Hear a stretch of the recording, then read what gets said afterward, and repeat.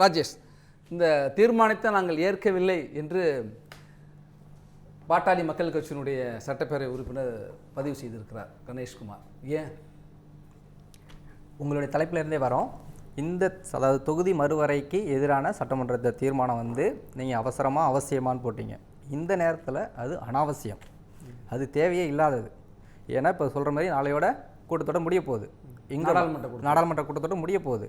முடிய போகிற இடத்துல வரவே வராத ஒரு பில்லை கொண்டு போய் நீங்கள் தேவையில்லாமல் அதாவது இன்றைக்கி வந்து ஒரு அரை நாள் சட்டமன்றத்தினுடைய நேரத்தை வீணாக்கியிருக்கீங்க. இதுக்கு இடையில் அனைத்து கட்சி எம்பிக்கள் கூட்டம்னு ஒன்று போட்டிங்க. அந்த எம்பிக்கள் கூட்டம் போட வேண்டிய அவசியம் என்ன? உங்கள் கூட்டணியிலே இருக்கக்கூடிய, அதாவது முதல்ல பாட்டாளி மக்கள் கட்சி வலியுறுத்துச்சு மேகதாதுக்காக அனைத்து கட்சி கூட்டத்தை கூட்டுங்கன்னு சொல்லிட்டு. அன்னைக்கெலாம் நீங்கள் அதை கூட கேட்கலாம் கூட பரவாயில்ல, உங்கள் கூட்டணியிலே இருக்கிற கம்யூனிஸ்ட்டு சொன்னாங்க, விசிகா சொன்னாங்க அனைத்து கட்சி கூட்டத்தை கூட்டுங்கன்னு. அதற்கெல்லாம் முன் வராத தாவேக அரசு இந்த கூட்டத்தை, இதுக்கு அனைத்து கட்சி கூட்டத்தை ஏன் கூட்டணும்? அதில் வந்து இன்றைக்கி ஏன் அது சம்மந்தமாக ஒரு தீர்மானத்தை, தனி தீர்மானத்தை கொண்டு வந்து ஒரு அரை மணி நேரம், ஒரு அரை சட்டமன்ற நாளை வந்து இன்றைக்கி விவாதிச்சிருக்கிறாங்க. அப்படிங்கும்போது இது வந்து முழுக்க முழுக்க வந்து ஒரு அரசியல் கணக்கு. இதில் வந்து திமுக சொல்கிற மாதிரி மக்கள், அதாவது மகளிர் உரிமை, மகளிர் மேம்பாடு, அதுக்காக நாங்கள் இன்றைக்கி ஆதரித்தோம் அப்படிங்கிறதெல்லாம் கிடையாது. அதை கடந்து தமிழ்நாட்டிலிருந்து ஒருத்தர் பிரதமராக வரணும், அதற்கான தீர்மானமும் கூட அப்படின்னு குறிப்பா தமிழ்நாட்டில் ஆல்ரெடி 2 பேர் வந்துட்டாங்கல்ல. நரசிம்மராவ் அவர்கள், தேவகவுடா அவர்லாம் வந்துட்டாங்க. அது அவருக்கு ஸ்கிரிப்ட் எழுதி கொடுத்தவங்க கொடுக்கல போல இருக்கு. இல்லை, நம்ம அதுலேருந்து அதை டைவர்ட் ஆக வேணாம். இப்போ இங்கே வந்து இப்போ என்ன முழுக்க என்ன அரசியல் கணக்கு அப்படின்னு பார்த்தீங்கன்னா, தமிழ்நாட்டை பொறுத்த வரைக்கும் இப்போ நாடாளுமன்ற தேர்தல் அடுத்து 29 நாடாளுமன்ற தேர்தல் வருதுன்னா பாஜக கூட்டணி வர்சஸ் இன்னொன்று, அது யார்? தாவேகா கூட்டணியா திமுக கூட்டணியா? 2 பேரில் நாங்கள் யார் முழுசாக பாஜகவை எதிர்க்கிறோம் அப்படிங்கிறத நிலைநாட்டுறதுக்காக இவங்க நடத்துகிற ஒரு அரசியல் நாடகம் அது. இது தேவையே இல்லாத ஒரு அரை நாளை வீணாக்கி இருக்கிறாங்க. அதாவது பாஜக எதிர்ப்பு திமுகவும் தாவேகாவும் நடத்துதுங்கிறீங்க. அதாவது எப்படின்னா, தாவேகா காங்கிரஸினுடைய பேச்சை கேட்டுக்கிட்டு திமுக, அதாவது திமுக வந்து, அதாவது காங்கிரஸ் தெளிவாக தாவேகாவுக்கு சொல்கிறாங்க, அதாவது தப்பாக கைட் பண்ணிட்டு இருக்கிறாங்க. இவங்க வந்து இப்போ தாவேகா மாற்றம் வேண்டும் சொல்லி ஆட்சி அமைச்சிருக்கிறாங்க, மக்கள் வாக்களிச்சிருக்கிறாங்க. அவங்க வந்து காங்கிரஸ் கூட்டணியில் இருந்தோ பாஜக எதிராக அப்படின்லாம் சொல்ல, தாவேகா ஆட்சி அமைக்கணும்னு சொல்லிட்டு தான் மக்கள் வாக்களிச்சாங்க. ஆனால் இவங்க அந்த மக்களுடைய உணர்வுகளுக்கெல்லாம் மதிப்பளிக்காத தாவேகா காங்கிரஸோட கட்டுப்பாட்டில் இருக்குதோ அப்படின்ற ஒரு அச்சம் நமக்கு இருக்குது, சந்தேகம் கண்டு வருது. பார்த்தீங்கன்னா திமுக வந்து இப்போ வந்து எப்படின்னா, மத்தியில் வந்து திமுக பலமாக, இது பாஜக பலமாக எதிர்க்கிறது திமுக. இன்றைக்கி வந்து அது தாவேகா எதிர்க்குதுன்னு நாங்கள் காமிக்கணும். ஏன்னா தாவேகா காங்கிரஸ், அடுத்து நான் காங்கிரஸ் அங்கே டெல்லியில் வரணும் அப்படின்னா தாவேகா கூட்டணி தமிழ்நாட்டில் வெற்றி பெறணும். அப்போ வந்து பாஜக எதிரி யார்? அப்போ வெற்றி பெற இது 2 பேர்லாம் நம்ம நிலைநாட்டுறதுனா திமுகவை நம்ம அவுட் ஆகணும் அப்படிங்கிறது காங்கிரஸோட கேம். இது பாஜக எதிர்ப்புல நாங்கள் தான் தீவிரம் 2 பேரும் போட்டிடுறாங்க. அதுக்கான போட்டி தான் இது. அதாவது திமுகவினுடைய நிலை, பாஜக எதிர்ப்புல திமுகவின் நிலைப்பாடு என்ன? இது எங்கள் தலைவர் வந்து அனைத்து கட்சி எம்பிக்கள் கூட்டம் அப்படின்னு தாவேக அறிவிச்ச உடனே ஃபர்ஸ்ட் ரியாக்ட் பண்ணதே எங்கள் தலைவர், பாமக தலைவர் மருத்துவர் அன்புமணி ராமதாஸ் அவர்கள் தான். இது வந்து திமுக கொடுக்கக்கூடிய அழுத்தம், இது தேவையில்லாத ஒரு கூட்டம். நீங்கள் மேகதாதுக்காக பேசுங்க, மேகதாதுக்காக அனைத்து கட்சி கூட்டத்தை கூட்டுங்க, வாங்க மொத்தமாக டெல்லிக்கு போவோம் அப்படின்னு சொல்லிட்டு நம்ம அன்றைக்கி கேட்டாங்க. ஆனால் இவங்க அது வந்து ஒத்துக்காமல் தேவையில்லாமல் ஒரு சொல்கிறது டைவர்ஷன் கூடலாம் சொல்லலாம். இது அரசியல் கணக்கு. இது எதையும் அரசியல் கணக்கில் திமுகவோட நிலைப்பாடு மாறி இருக்குல்ல. அப்போ இந்த இடத்துல ஆனால் அனைத்து கட்சி கூட்டத்துக்கு போகல, இங்கே தீர்மானத்தை ஆதரிச்சிருக்காங்க. அப்படிங்கிறப்ப தாவேகாவுடைய அந்த வியூகத்தை வியூகத்தில் இவங்க மாட்டிடக்கூடாதுன்னு பரிதவிக்கிறாங்க. இப்போ அதாவது பாஜக டீலிமிட்டேஷன் வந்து, அதாவது ஃபேர் டீலிமிட்டேஷன் சொல்லிட்டு இருந்தவங்க இன்னைக்கு நோ டீலிமிட்டேஷன் அப்படின்னு சொல்லிட்டு அவர் கொண்டு வர தீர்மானம் கொண்டு வர, அதை ஆதரிக்கிறோன்னு சொல்லிட்டு அதுலேயே ஒரு இக்கு வைக்கிறாரு. என்னன்னா 1971 மக்கள் தொகைப்படி அந்த விகிதாச்சாரப்படி கொண்டு வந்தாங்க. அந்த இக்குக்கு காரணம் வந்து முன்னாள் முதல்வர் மு.க. ஸ்டாலின் அப்படின்னு சொல்லிட்டு திமுக சார்பாக பேசினவங்க சொன்னாங்க. அந்த இக்குக்கு காரணம் பாமக தலைவர் மருத்துவர் அன்புமணி ராமதாஸ். கடந்த வருஷம் மார்ச் மாதம் 5ஆம் தேதி நடத்த அனைத்து கட்சி கூட்டத்தில் கட்சியினுடைய தலைவராகவே, மற்ற கட்சியெல்லாம் பிரதிநிதி அனுப்பி வச்சாங்க. இது முக்கியமான பிரச்சனை, தயாராக போகணும்னு சொல்லி தலைவராகவே போய் கலந்துக்கிட்டாரு.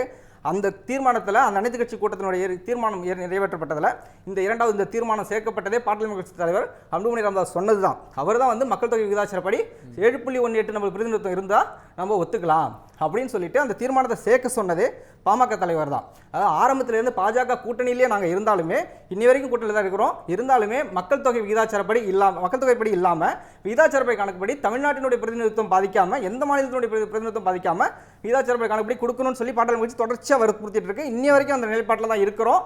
அதையே அமித்ஷா அவர்கள் வந்து போன கூட்டத்தொடரில் சொல்கிறாரு, வாய்மொழியாக சொல்கிறாரு, நான் 50% தான் கொடுக்குறோம் அப்படின்னு சொல்லிட்டு. அதை யாருமே நம்பாமல் அந்த பில்லை தோக்கடிச்சிட்டாங்க. அதுலேருந்து என்ன தெரியுது, அப்போ அன்னைக்கு வந்து அந்த பில்லை ஏன் தோக்கடிக்கிறாங்கன்னா அதில் முதன்மையான இருந்த மாநிலங்கள் பார்த்தீங்கன்னா தமிழ்நாடு எம்பிக்கள், மேற்குவங்க எம்பிக்கள் எல்லாம் இருந்தாங்க. ஏன்னா அன்னைக்கு அவங்களுக்கு சட்டமன்ற தேர்தல். அதனால் பாஜக கடுமையை எதிர்த்தே ஆகணும், அவங்க எதிர்த்து நம்ம வெற்றி பெறணுங்கிறது ஒரு எதிர்ப்பு நிலைநாட்டுங்கிற ஒரு காரணத்துக்காக அன்னைக்கு அவங்க அது மாதிரி பண்ணி தோக்கடிச்சிட்டாங்க. இப்போ இன்றைக்கும் வந்து இப்போ பார்த்தீங்கன்னா இப்போ உதயநிதி ஸ்டாலின் வந்து சொல்கிறார் இது இரட்டை நிலைப்பாடு. இப்போ எப்படின்னா அதாவது இப்போ டெல்லி இங்கே வந்து ஆதரிக்க நிலைப்பாட்டில் மாற்றம் இல்லாமல் அப்படியே தானே இருக்கா, இன்னும் எப்படி இரட்டை நிலைப்பாடு? யார்? திமுக. ஏங்க அப்புறம் என்னங்க தாவேக அரசு கொண்டு இந்த தீர்மானத்தை ஆதரிக்க வேண்டிய அவசியம் என்னங்க? எடப்பாடி பழனிசாமி அவர்கள் என்ன சொன்னாரு, தீர்மானத்தை ஆதரிக்கணும்னு சொல்லிட்டு கீழே அடுத்து சொல்றாருல்ல. நீங்க அதாவது தீர்மானமே எங்களுடைய சட்டமன்ற உறுப்பினர் கணேஷ்குமார் என்ன பேசுறாங்க, தீர்மானமே தவறு, இது தேவையில்லாத, திரும்ப பெறணும்னு சொன்னாங்க. நம்ம அதாவது இன்னைக்கு நியாயமா பார்த்தா அந்த தீர்மானத்தை திரும்ப பெற்றிருக்கணும், இது தேவையே இல்லாத ஒண்ணு. அதாவது நோ டீலிமிட்டேஷன் சொல்லிட்டு அவங்க சொல்றாங்க. நீங்க டீலிமிட்டேஷன் இங்க சப்போர்ட்டும் பண்ணிட்டு இப்போ நோ டீலிமிட்டேஷன்னா ஃபேர் டீலிமிட்டேஷன் தான். அதுக்கு அதாவது மக்கள் தொகைக்கான நந்தினி எதை சொல்றாங்க? நந்தினி சரி இல்ல அதே போல பாத்தீங்கன்னா காங்கிரஸ் இல்ல இன்னைக்கு வந்து காங்கிரஸ் அப்படிங்கிற மாதிரி சொன்னாங்க. அப்படி இல்ல, ஃபேர் டீலிமிட்டேஷன்ங்கிறது ரொம்ப தெளிவா இருக்கும். அப்புறம் இன்னொன்னு கேக்குறாங்க, சட்ட அங்க கூட்டணியில அங்க போய் கலந்துக்காம இங்க என்ன சட்டப்பேரவையில பேசுறீங்க? சட்ட சார் மேகதாதுக்கு நாங்க அனைத்து கட்சி கூட்டம் வைக்கணும்னு சொல்லி 10 சொன்னது திமுக தான். அது அவங்க இல்ல அது இது வந்து நம்ம தமிழ்நாட்டுக்காக யாரு முன்னாடி சொல்லியிருந்தாலும் வரவேற்கலாம். ஆமா தமிழ்நாட்டுல இல்ல அந்த அடுத்து வந்து யார் சொன்னாலும் இல்ல அதை விடுங்க. இப்போ இது அரசியல் கணக்கு. இன்னொன்னு பாத்தீங்கன்னா மக்கள் தொகை இப்ப சரி நந்தினி சரி மக்கள் தொகை கணக்கெடுப்படி இன்னைக்கு எடுக்கக்கூடாதுன்னு சொல்றாங்க. நாங்களும் அந்த ஸ்டாண்ட்ல தான் இருக்கிறோம். ஆனா 1971லயே அந்த படி தான் நீங்க எடுத்தீங்க. தமிழ்நாட்டினுடைய உரிமையை அன்னைக்கு பறிச்சது காங்கிரஸ். இன்னைக்கு வந்து இன்னொரு கணக்கு என்ன சொல்றாங்கன்னா, இந்த மக்கள் தொகை அடிப்படை போயிடுச்சுன்னா தென்னிந்திய மாநிலங்களுடைய பிரதிநிதித்துவமே இல்லாமல் ஆட்சி அமைச்சிருவாங்க அப்படின்ற மாதிரி சொல்றாங்க. இப்பயே பார்த்துக்கிட்டிங்கன்னா ஒரு 6 ஸ்டேட் தான் பார்த்தீங்கன்னா பாருங்க, உத்தரப்பிரதேசம், மத்திய பிரதேசம், ராஜஸ்தான், மகாராஷ்டிரா, பீகார், குஜராத், இந்த 6 ஸ்டேட் இருந்தாலும் 248 மெம்பர்ஸ் இப்பயே இருக்கிறாங்க. அவங்க மேலே ஒரு 24 தான். ஒரு சத்தீஸ்கரோ ஒரு உத்தரகாண்டோ அவங்க சப்போர்ட் பண்ணிட்டாங்கன்னா முடிஞ்சு போச்சு. அதாவது 7 மாநிலங்கள், மீதி 21 மாநிலங்கள் தயவே அதாவது எப்படின்னா ஆதரவே இல்லாமல் இந்தியாவில் ஆட்சி அமைக்கக்கூடிய நிலை தான் இருக்குது. இன்னைக்கு இருக்குது 21 மாநிலங்கள் அவருடைய ஆதரவே இல்லாமல் 7 மாநில உறுப்பினர்கள் மட்டும். அப்ப இந்த மாதிரி காரணங்கள் சொல்றது ஒரு 4-5 மாநிலத்தோட சுருங்கிரும், அந்த 4 மாநிலமே தீர்மானிக்க சக்தியா வந்துருவாங்க. இருக்கிற நிலையே இதாக. இத்தகைய துரோகத்தை தென்னிந்திய மாநிலங்களுக்கு பண்ணதே காங்கிரஸ் தான். காங்கிரஸ் தான் இப்ப கடுமையா எதிர்க்கிறாங்க. காங்கிரஸ் அதாவது இவ்வளவு நாள் துரோகம் பண்ணிட்டு வந்துட்டு இன்னைக்கு நாங்க எதுவுமே பண்ணல, இப்ப நீங்க துரோகம் பண்ண போறீங்க, நீங்க துரோகம் பண்ண ஏற்கனவே இருக்கிறதே அந்த நிலைப்பாட்டில் தான் இருக்குது. அதே போல இல்ல ஒரு விஷயம் இன்னும் முக்கியமாக சொல்லிடுறேன். இன்னைக்கு காங்கிரஸ் தலைவர், ஒரு தமிழ்நாட்டுடைய காங்கிரஸ் கமிட்டி தலைவர் மாணிக்க தாகூர் ஒரு அறிக்கை கொடுத்திருக்காரு. அதுல பார்த்தோம்னா அதாவது அப்படின்னா அவர் விகிதாச்சார டேட்டா தான் சொல்லியிருக்காரு.